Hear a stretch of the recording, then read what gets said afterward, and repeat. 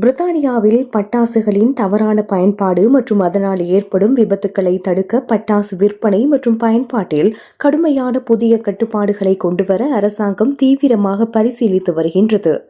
கடந்த ஆண்டு லண்டனின் ஹரோ பகுதியில் பட்டாசுகளால் வரலாறு காணாத அளவுக்கு ஆபத்தான சம்பவங்களும் பொதுமக்களுக்கு கடுமையான இடையூறுகளும் ஏற்பட்டதை தொடர்ந்தே இந்த அதிரடி நடவடிக்கை எடுக்கப்பட்டுள்ளது.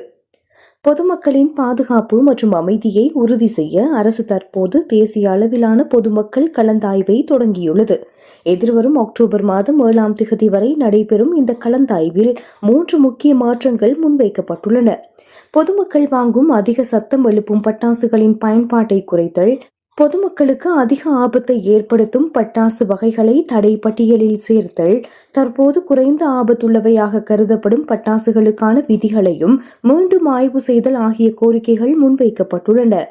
கடந்த 2025ஆம் ஆண்டு தீபாவளி மற்றும் பண்டிகை காலங்களில் ஹரோ பகுதியில் பட்டாசுகளின் தவறான பயன்பாடு மிக மோசமான கட்டத்தை எட்டியதாக உள்ளூர் குடியிருப்பாளர்கள் சங்கத்தின் பிரதிநிதி பிராண்டன் டோ தெரிவித்துள்ளார். ஓடும் கார்கள் மீது வடிகளை வீசி விபத்துக்களை ஏற்படுத்த முயன்றது மற்றும் உயரமான குடியிருப்பு கட்டடங்களின் ஜன்னல்களுக்கு அருகே நேரடியாக பட்டாசுகளை கொளுத்தி போட்டது போன்ற பேரதிர்ச்சி சம்பவங்கள் நடந்துள்ளன. இதன் காரணமாக முதியவர்கள், நோயாளிகள் மற்றும் செல்லப்பிராணிகள் கடுமையாக பாதிக்கப்பட்டதாகவும், பயத்தின் காரணமாக சிலர் தங்கள் ஊரை விட்டு செல்ல யோசிக்கும் நிலைக்கு தள்ளப்பட்டதாகவும் அவர் வேதனை தெரிவித்துள்ளார்.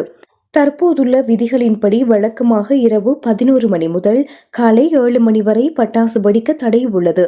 இருப்பினும் தீபாவளி, சீனா புத்தாண்டு மற்றும் புத்தாண்டு இரவுகளில் நள்ளிரவு 1 மணி வரையிலும், பான்ஃபயர் இரவில் நள்ளிரவு 12 மணி வரையிலும் மட்டுமே அனுமதி வழங்கப்படுகின்றது.